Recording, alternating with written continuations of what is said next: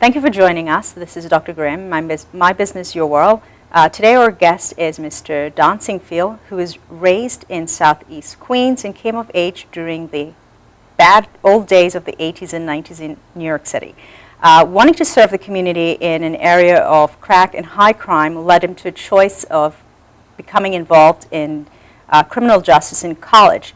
After finding out that law enforcement did not suit his needs to serve, he became a teacher's assistant in New York City public schools. This set him on a lifelong journey to in the helping profession.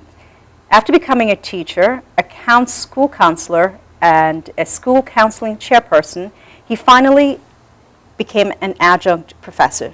Don finally found his calling doing therapeutic work for individual couples and families in his community. Don also was one of the founding members of the Urban Assembly for Performing Arts in Harlem.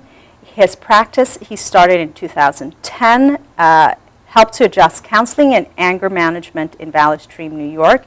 This practice has grown from a 3 to 7 therapist facility with more than 150 patients on a weekly basis. Mr. Sinkfield, thank you for joining us. Thank you. Happy to be here. Thank you. So let's jump into really quickly. Tell me a little bit about this institution, the Urban Assembly for School in Harlem. In 2006, a good friend of mine, Fia Davis, became a principal, and she had the opportunity to start a school that was from her own imagination, her own vision of a high school. And she wanted to get performing arts involved in high school and give kids a chance to reach their passion in performing arts without the typical auditioning process, which made it so difficult for many kids to get a chance. And so we started the Urban Assembly School for Performing Arts, which was a unscreened high school which gave kids a chance to do dance, drama, vocal, and instrumental music. It's interesting that this is actually coming back, and I know there are a number of different times that you hear they're taking away and they're helping. Tell me a little bit about how do you see that helping them in terms of their personal development and growth as they're transitioning? If you can take a student and give them something that they truly love and integrate that into their education every day, that is something that will foster success in that young person. And that was the idea, that many young people who love performing arts and other things, visual arts or writing, many of them couldn't get into the schools that specialized in that in New York City because they were special programs for which you had to audition or take a test. And we took that process out of it and made it available to all the young people in that community. What made that click with you? What made that in terms of counseling and seeing that as one area that this would also bring benefit to serving your community? I had been a counselor for 6 years in Brooklyn in a high school and had worked on a performing arts curriculum through the College Now program. And that showed me that performing arts was something that a lot of kids were passionate about. And so when Fia started the School for Performing Arts, I knew I wanted to be involved in it. Are you involved in anything, any specialty for you? Do you play? Do you dance? When I was a teenager, I was a rapper. Okay. And so we went as far as we had appearances on college radio, we had a record, we had shows, so maybe that's the connection that I had to the performing arts. Okay. It helps to fuel passion, and one thing in terms of it's easy that you can use it as a forum. Say music is one of those areas that helps to bridge many gaps in language. Absolutely. Of communication. Tell me a little bit, I wanted to back up a little bit to where we're talking a little bit about the 80s and the 90s. Tell me about that. Tell me what helped to kind of make sure that this is something, what are some of the stories or a story you'd like to share that said to you that, you know what, I need to make a difference in my community and beyond because there are opportunities to help? I'm glad you asked me that. In high school, I remember there being a push for young people to get involved in the DEA, the Drug Enforcement Agency. It was a time, I'm 45 years old. I graduated high school in 1987. And during that time, there was a lot of drugs inundating the communities. And those drugs caused a kind of a culture of toughness in the communities, because the people, you were aware that there were addicts and that there were people who were doing this drug dealing in the community. So I thought that during that time, there being such a push to stop the drugs and the anti-drug movement, that I would be in the criminal justice system. But I realized quickly that I didn't want to be a person that was arresting or prosecuting or on the side of law enforcement, although it's a necessary function. And I realized that the helping professions was where I belonged, and I became a teacher assistant, where I was told almost immediately that I had a good effect on the students, that I had a calming kind of presence, and people told me that, you should really think about counseling. Started getting mentored by the school counselor there, later became a teacher, then a guidance counselor, then specializing in therapeutic work, specifically anger management, family and couples counseling. All right, so we'll get into all that because that's fun, and I think that's a conversation that we can talk about on at least 2 weeks back to back. The nature of the impact, we underestimate what the impact is in our day-to-day and our professional lives. But it is such a necessity to have the counseling aspect of it. The other components, the legal and the enforcement, is so challenging, and it's something you have to be cut out for it. I have individuals who I know they want to train in one of what it is. They go into the counseling part of it because they don't have what it takes to go through and see it. It is really a total different picture. So it's for the people who are in it and are doing an amazing job. It's wonderful. We're now going back to a period where here on Long Island, I think actually Channel 12 is doing a piece on heroin, because it's been so rampant. Now, we're not going to talk about the drugs component for very long, but it is something that is very important. It's very critical because it also plays into why they're doing it. The anger, the stress management, and so on, and all the pieces that are not there that we're not seeing, and we're challenging or pushing individuals to a route that's not necessarily the best and also very challenging to get out of. Right? Yes. So let's talk a little bit about anger. Okay. What is anger? Anger is an emotion that is really healthy and important as a part of our identity. So in the sense that when you are in your daily life and someone does something that truly violates you or your rights or is a challenge to your own identity in some way, then in those cases, it's appropriate for you to become angry. And, the appropriateness and the importance of anger there is that if we didn't become angry, perhaps we wouldn't have the ability to be a person that is an advocate for self, etc. But then there is another aspect of anger that deals with our own shame or sometimes lack of a strong identity. And that is if you have situations that happen to you that take you back to a place in your development where there may be a weak link, sometimes you find yourself reacting and overreacting to things that are simply part of life and not someone violating you or trying to take away your rights. And so in that way, well, that's what anger is, and in that way, there's a distinction between anger as something that we have to guard against and anger as something that's just real. Well, just now it just happened. As you could see, we're talking about anger, and there it is. You know, unnecessary, sometimes distractions, so on and so forth.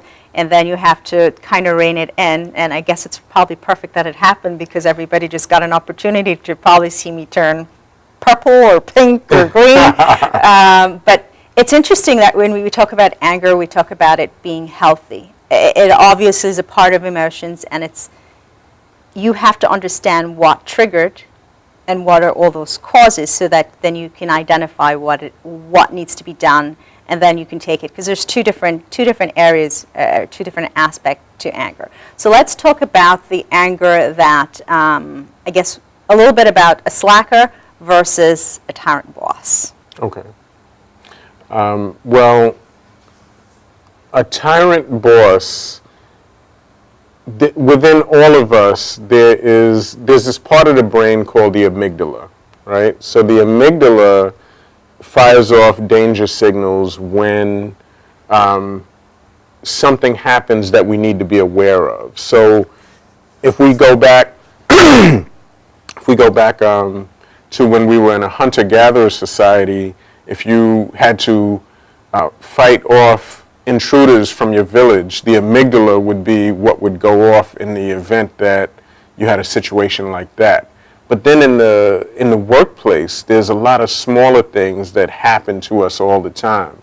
We have a deadline that's coming up, right? So that tyrant boss, if this person, let's say if his personality profile is overachiever, hard-driving person who must accomplish things, sometimes what comes with that is that there's not as much social skill with that person. So that person may be this hard-driving accomplisher who, when his amygdala fires off those signals, all he knows is that he has to get this thing done. And so the people that work under tyrant boss's leadership may experience his anxiety. And with anger, you know, a stressful event is usually what leads to anger. It's a stressful event which leads to a series of thoughts, which then leads to the emotion, right? So this tyrant boss might be a person that the thoughts that go through his mind might be, I have to raise my voice in order to be heard, which might be something that goes back to his own development. But when we're in the workplace, we don't really care about what somebody has experienced in their past. And we kind of, if we're the workers who work under this tyrant boss, we could be feeling like our rights are being violated because this person is raising his voice, or this person makes unreasonable demands, etc. All right, so here goes. I'm sorry. Talking about the tyrant boss. I have a financial background, and I know deadlines. And it is so critical for you, and different behaviors and personality come about where you have to be more assertive. I know that my tone, unless I speak very softly and very low, when elevated a little bit, comes across very stern and very sarcastic. But what it means is there's no idle or dilly-dally. And until tyrant boss, typically, I guess it's not necessarily, yes, I will agree with you to an extent, obviously you're the expert here, that something in the background triggers that. But if you're not able to be firm, you're not going to get the result. And you're not going to have jobs, or you're not going to have those opportunities. Deadlines are deadlines. Yep. And then you have employees, which I find a lot of. I run a personal development program, and when you do a couple of the inquiries, they have a sense, or individuals think they have a sense of entitlement to everything. And it's a free fall, and it's a fun, effective environment. So there is, I think, a couple of different things that happen when we have to look at it, and I guess this is where when we're coming up on, I guess, on our first break, talk about the slacker employee a little bit and why they are not as productive in terms of some of the behaviors that they portray. So a person who is a slacker, as you said, for whatever reason, this person may feel that they don't have to, or that they simply don't want to. There may be a sense of not enjoying working very hard. Mm-hmm. And so the idea of them working hard is causing them distress, and they look for every reason maybe not to do what is required of them. And that is something that you're absolutely right, would have to be addressed. If there's a deadline and this person has to do something, it would have to be addressed. The rule of communication regarding stressful situations is to say what it is that you need. So you are asking for what you need in clear language. And often, the repetition of asking for what you need is required, because when you say to a person who is maybe self-motivated, we need this to be done by tomorrow, close of business, that person may walk away and do it, and you won't have a second thought about it. But someone who is a slacker, this person might believe that if they're not asked about it again, or if a reminder didn't come through, that they would be able to try to avoid doing the work in some way. And I mean, ultimately in the workplace, it's not acceptable. But the belief that you have to, let's say, raise your voice at someone or berate other people, that is a choice, and those choices can be something that can lower morale in the workplace eventually, because that usually is a habit of a specific person, the tyrant boss, versus something that they do only in very specific situations. All right, I have a whole bunch of different things. I'm thinking of scenarios and so on, and I know we put in place policies and procedures to address those, and you know how to communicate properly and effectively. But why is it that when it is that something needs to be done, that certain behavior, it doesn't mean that it's negative or it's making morale low, that it has to be. You have teams or a group, it's one or two individuals carrying the weight. And I know we will talk about a little bit about it's kind of like picking the wrong job. Individuals are in a position that they hate, and then they're going to be slackers, they're going to be angry, and so on, passive-aggressive behavior. Yeah. So let's come back. I think we're on our next break, so we'll just go to commercial. Thank you for joining us. Again, this is My Business, Your World. I'm Dr. Graham. We're a management consulting firm that helps businesses to become more profitable by looking at their operations in over 25 areas of their business. Thank you, Dr. Graham. Thanks for joining us again. This is Dr. Graham, My Business, Your World. I'm with my guest, Mr. Don Sinkfield. Don, yes. Thank you again for joining us. We're chatting a little bit about, going into passive-aggressive, and why is it that when it takes a certain type of behavior to get, I don't want to go into the religious component of that, but you have to be firm and assertive. And it doesn't mean that it's negative. But oftentimes, as a senior manager, as a manager of a department, or of an organization, of a team, you find a lot of individuals don't carry their weight or don't want to do what it is.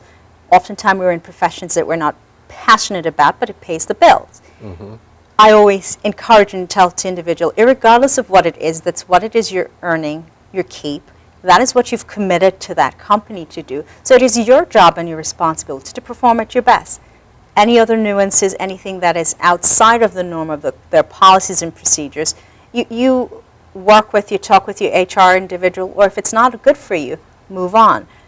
Obviously, it's not the same mindset when you're talking about small businesses and small business owners, and if it's just one with 2 employees versus 2 business owner, and so on and so forth. So whichever area you want to pick, if you want to jump into passive aggressive or talk a little bit about the passive, the slacker employee, or talk about those employees that are picking jobs or unhappy in their profession or hate what it is that they do. Okay, I'll try to touch on aspects of all of those. Well, one thing I would say is that the 2 words that you use, firm and assertive, are key words, because those are the characteristics of communication that you want to be firm and assertive.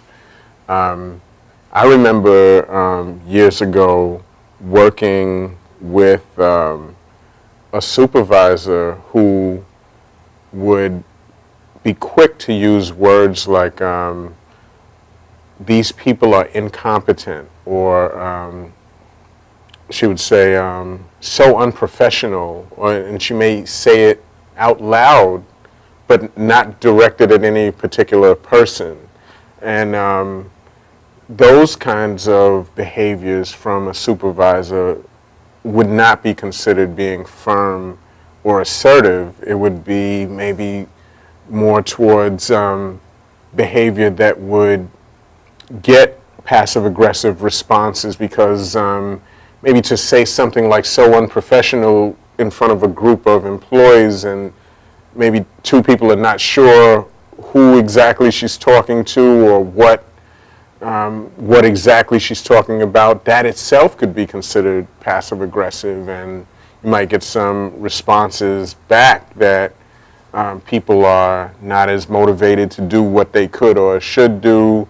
And I think that you're certainly correct that there are people who are just not happy to be doing what they're doing, and if they had the opportunity to walk out the door and do something else, they would. And that's one of the things about being in this economy where people don't have options sometimes. They feel stuck at a job, and they are doing the bare minimum because they don't love what they do. And that's unfortunate, because people at the workplace will then have to deal with, the fellow employees have to deal with that lack of motivation, and the supervision there has to deal with that lack of motivation. Plus, the right person who needs that job is out there waiting for that job. Absolutely. And an individual in that position, in my mind, and a judge not less to be judged, I don't want to be judged, is if I can feel that way about this, even if something about that I'm passionate, I think I'm still going to be the same. I'm not going to take that because, oh, this is my ideal job. Anything that you want, you have to work very hard at it. And if it's not a situation that you want to be in, you have to work hard to get out of it. So you must be committed to whatever it is and do your due diligence of doing that. Mm-hmm. So let's look at and talk about a little bit about a passive-aggressive person. Mm-hmm. Passive-aggressive behavior can manifest, in any kind of situation, a family life, professional life. So being passive aggressive is usually doing something that is a behavior that obviously shows some kind of resistance or opposition or even anger, but you're doing or not doing something that cannot be pinpointed by the person or people who you're affecting. It's something that can be denied. Like, for instance, if you come to a meeting and the decision at this meeting is totally against what you believe, we are going to, we're going to start doing staff development 3 times a month, and it will be in the morning now versus in the afternoon, and in fact, it's going to be at 8 a.m. at the top of the day because we think that this is the best way to promote morale. And maybe you're not a morning person and this is your worst nightmare to, have to show up at 8 a.m. for a staff development meeting. Well, if you are part of, like you said, a small team, let's say, 4 people who are supposed to be meeting dealing with staff development for your small team, and you're a very integral part of that team, but you show up to this 40-minute meeting 25 minutes in, and you say that you just happen to miss the train, but this happens time and time again. Well, if you keep saying that you missed the train, but other people are suspecting that it's really because you hate the idea of coming to an early meeting, that possibly could be passive-aggressive behavior. And passive-aggressive behavior is particularly a potent and poisonous way of dealing with situations that you need to be assertive about, or that you may even need to accept sometimes, because the people involved can't even have a dialogue with you because you are essentially doing something underhanded. You're not saying, I have a particular resistance to this time of this meeting or whatever it is. You are simply doing something that undermines the functioning of what's happening, and no one can discuss it with you because you're saying that you just missed a train. And it's very challenging when individuals do not understand. And I think a lot of times when I train or a mini program or workshop that I'm doing is put yourself in the seat, if you can, or the position of the owner, the senior executive, or whomever it is.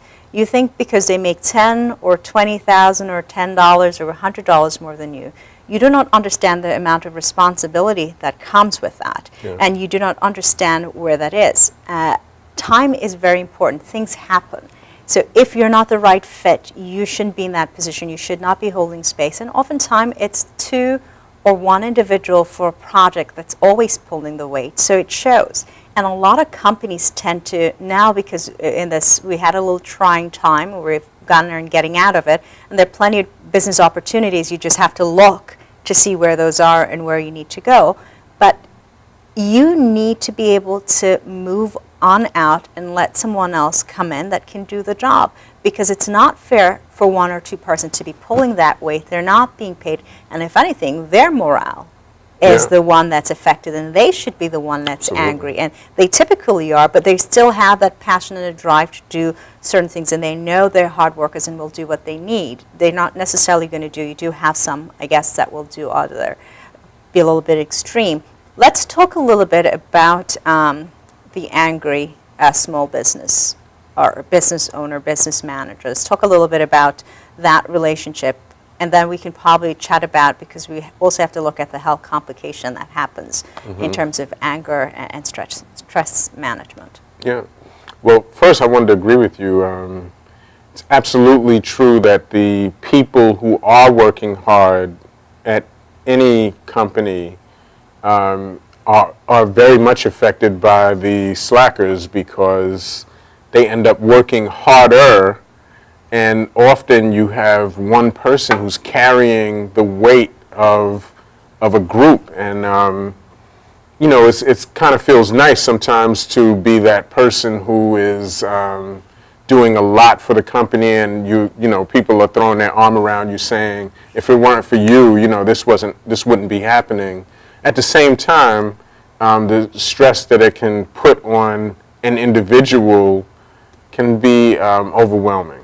A little bit about the angry business owner, or two-partner company, or so on and so forth. Let's talk a little bit about that, because it's something that we don't take into consideration, and at the end of the day, everything affects your bottom line. If you're trying to make money, you got to learn how to do this so that you can go out and make that money. Your personality changes. So if you're an angry person, I don't want to build a relationship or do business with you. Whatever, if I'm not going to give you a contract and I don't want to come in. So let's talk a little bit about. Yeah. Well, the small business owner, the word that you use, relationships, that is what it is all about. You have to be able to talk to people in the community, talk to other businesses that are like yours, that could help you in some cases, and if you are angry, often what it will cause is a lack of desire to talk to people, because often people who are angry don't really believe that people will listen to them or respect them.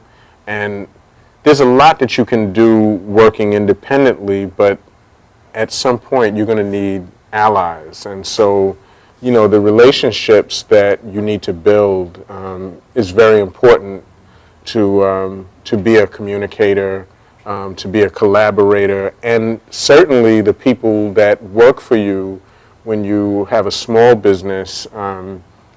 If you have a one or two or three person business, you know, these individuals, the feelings of these people become very important, because if they feel ignored by you, disrespected by you, it's going to be hard for them to have the appropriate emotions to do the work that's necessary. And while that sounds maybe irrational in one way, if you're working for, you know, Geico or some international corporation, your work may not seem as connected to your boss as when you're working for a small company, and you know that if these invoices don't go out by the 29th of that month, that, you know, payments will be pushed back 15 more days, and that that could affect your boss's bottom line in a very real way. If you're aware of that, but you feel demoralized by this person, I mean, there can actually be sabotage that happens within a small business in that way. So I would say that the social, emotional component of the workplace becomes more important when you're the owner or boss in a small business. Yeah. I think we're up on our next break. So again, this is Dr. Graham on My Business, Your World with Don Sinkfield. Thank you for joining us, and we'll be right back. Thank you for joining us again. I'm Dr. Graham with my guest, Don Sinkfield. And we were chatting about, just wrapping up about employee possibly sabotage, which is absolutely accurate. When they don't meet the deadlines, they know that they can do X, Y, and Z. And the sabotage is really just to themselves and their fellow coworkers. You're only going to put the business in a position where it's not. And it's not just small business. You have that in large institutions as well. And I know oftentimes when employees resign from a lot of these organizations, they're just walked out. They don't get, even though they give a 2 weeks notice and so on and so forth. Continuing along that line, let's talk about how does an HR person, or how should an HR team address these issues, because it's there, it's in day in, day out. There's never one day where someone's not getting angry or stressed out. You have to make collections call, and that's often perfect. You've made $100,000, $50,000, $1 million, whatever the dollar amount is, and you have to call the clients. And some of the clients keep giving you the runaround. You have pressure because cash flow needs to be reined in, and you have collectibles that are beyond the days that they need to be. It's very, very frustrating situation to be in, and I know even from a month-end perspective, wanting to get all the pieces that you need to close the books for that particular month or for a particular group, it provides a number of different challenges, and you come up against whichever department it is that you have to work with.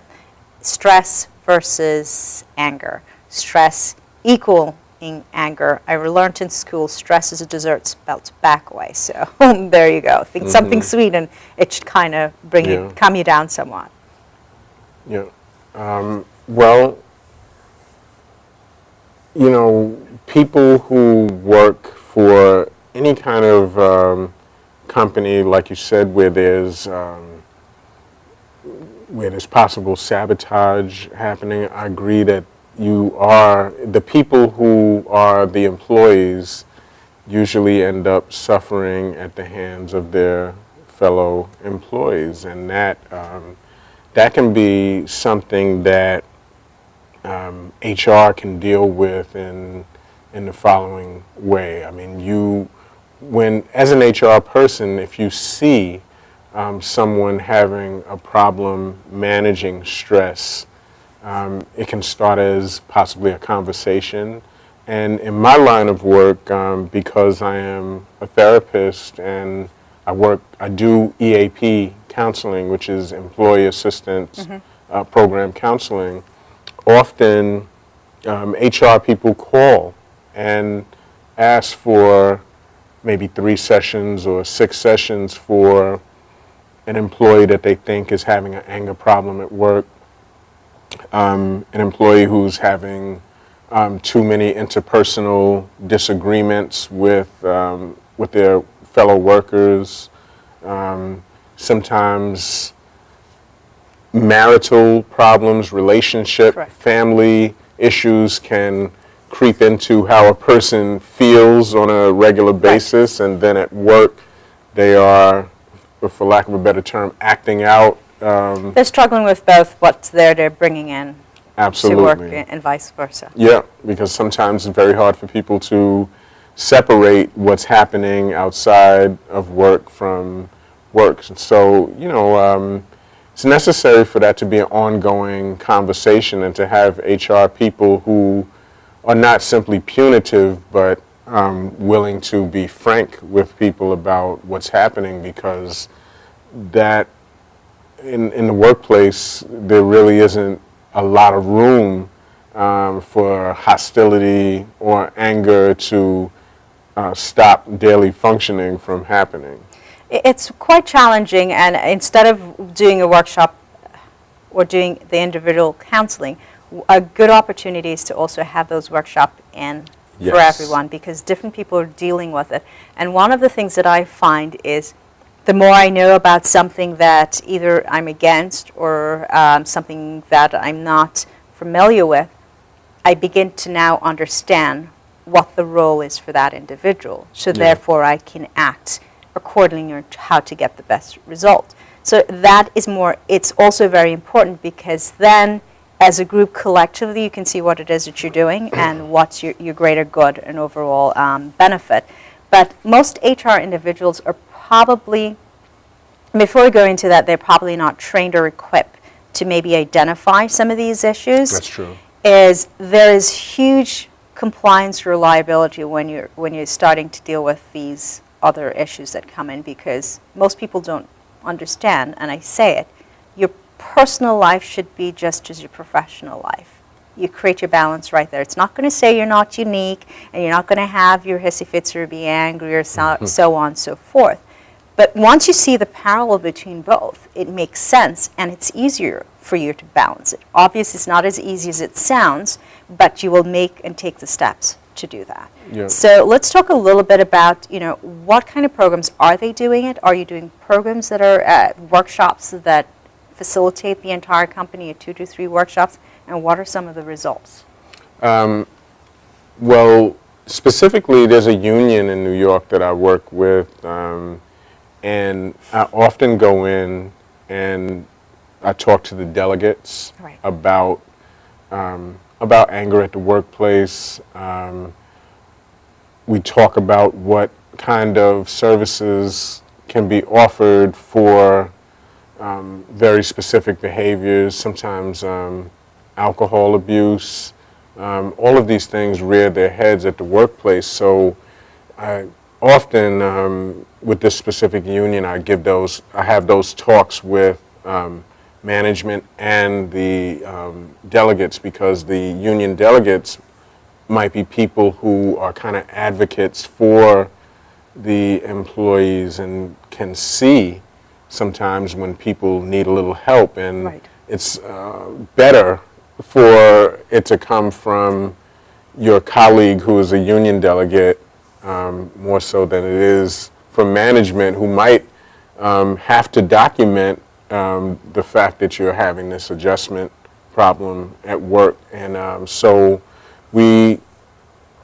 most of the times the workshops that we do have to do with passive-aggressive behavior and anger in the workplace, the results of alcohol and substance abuse in the workplace, and they often have very good results in that people then start to, it creates a culture at the company where people start to be a little bit more open when they see that the stigma is taken away from coming to see someone about whatever it is that they're dealing with.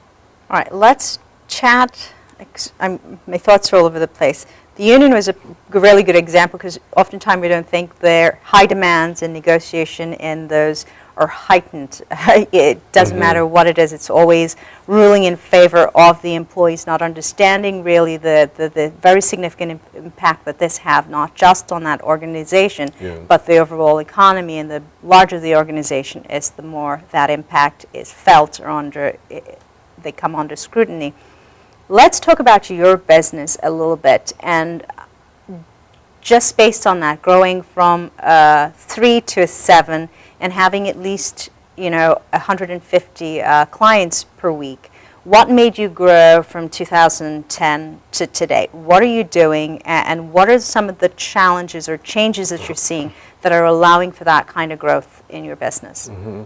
When I started off, I actually started off with just me, listing myself on Psychology Today as a therapist in the Queens, Long Island area, and the phone calls started to come in, and as it grew over the first year, because people then meet you and tell someone else about you and tell another person, and then more people look you up on the internet, and then we used Google, or I used Google to make a Google business place, and then more and more people started to see.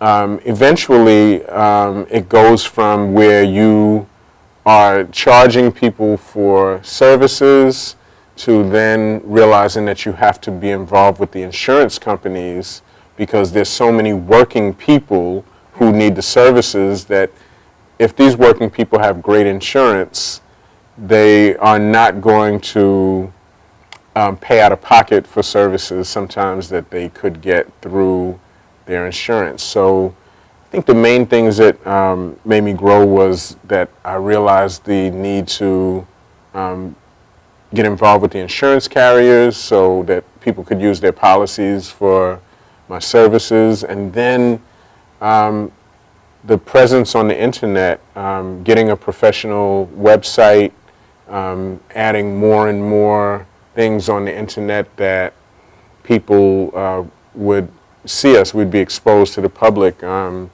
We started www.valleystreamtherapist.com, get plenty of hits where people send an email through the website or we get a phone call, and basically that word of mouth and internet presence are the main two things that made us grow, and getting the right people on my team I think was also very important. I think that over these past 4 years we kind of grew organically. I didn't rush the process. As I met and felt good about people who I did meet, I would integrate their team, I would integrate their skills and their presence onto the team, and then our skill set and our team grew. We brought more and more people in, people brought their own ideas in, and so those are some of the things that caused the growth. Synergy is very important, and obviously you're taking advantage of the internet, and anything that is tech, being a little bit more tech savvy, using those free resources to make sure that you're accessible. Yes. If they don't see you, they don't know that you're there. Right. You're taking the additional step to realize that some of this is things that are covered. At one point, insurance companies covered very minimal these requests or needs for individuals. Now we're on a big spurge of this health and wellness. This is a significant portion of GDP, and it will continue to be in terms of its growth as a business. So those are important, and having the right people on your team. Yes. You can't grow, and I like the fact that you share that it was a slow process. Most of us want to grow, and we don't understand that. You have to go through the teething stages for you to get to where it is that you need to. Anything that's going to expand pretty significantly, it's going to explode. And then here we're going to go in stress management, anger Right. issues, suicide, health complications, and so on. We're coming up on our next break, and probably our final break. So let's touch a little bit. I think we started talking about the individuals and group therapy. I think we talked about passive aggressive and a little bit about stress versus anger. I don't think we quite went into that. So take a minute and maybe see if you could just chat about the difference between stress and anger. Yeah, well, I think stress is usually a precursor to anger, because we all experience some form of stress. I mean, whether it's interpersonal stress or just the too much being on your plate at one time, or unpredictable events in life, these things are stressful. So when I talked about the amygdala, that part of the brain that says there's something happening, that, there's something I need to be watchful about, or that's the stress. And the stress leads to the fight or flight reaction that is part of us as human beings. And that fight or flight reaction is something that we can control, because we have the choice to fight or flee, or to go into what's called our advanced, or not the primitive brain, but our more advanced brain, where we're able to think on a higher level and realize that sometimes collaboration or withdrawing from the situation or other tactics might be necessary. Yeah, I often say if you're angry and you want, take a few, come back. I'm asking the question. I'm always right. notorious. What's wrong? What's wrong? Because I know something is wrong. But if you don't want to talk about it, just tell me you don't want to talk about it now. We'll pick up at another time. Exactly. And before I do anything, I know that I'm heated. I'll compile my email or whatever I'm writing, have it sit, Yes. then go back, read it 2-3 times before I even send it out. It's important to get to that. Again, thank you for joining us. We're going to go to our break. This is My Business, Your World with my guest, Mr. Don Sinkfield. Our number is 631-481-9124, or you can send us an email at info@grahamconsultingandresearch.com. Hi, thanks for joining us again. This is My Business, Your World, Dr. Graham, with my guest, Mr. Don Sinkfield. Our number is 631-481-9124. You can send us an email at info@grahamconsultingandresearch. Thank you again for being on our program. It was really enjoyable chatting with you. Now let's try and talk. We don't have much time left before we wrap up. Let's touch on a couple of things. Bully, busting your chops. I do that a lot, mostly with family and friends. And look about flirting or romantic affairs in the office or work environment. Let's chat about those for a little bit. Okay. Bullying at work is usually the result of insecurity on the part of the bully. So if the person, let's just make a scenario. If the person who is a bully was at the workplace for 10 years, this person was a pharmacist before the new pharmacist came in, and this person has a lower level of education because the rules, let's say, changed, and now you have to be a doctor of pharmacy, but this person doesn't have the doctorate degree, and these new people that come in have the doctorate degree. This person may, let's say, try to shift the workload onto the new pharmacist, and may try to disparage the education that they have versus the experience that they have because of their own insecurities. This often happens at work, and this person is really a cancer to the workplace unless they are managed. It's very important to have supervision in place to manage people who bully others, because it can be very subtle with, as I said, shifting workload or demoralizing other colleagues. It's really a very destructive atmosphere when there's a bully in the workplace. And you can have it the reverse, because sometimes you have individuals coming in just because they're older. The younger ones do have the more experience and can do, and so on and so forth. I know we're going to probably run through this section really quickly because there's so many things to talk about. Let's talk about really quickly, probably 30 seconds or so, about romantic affair.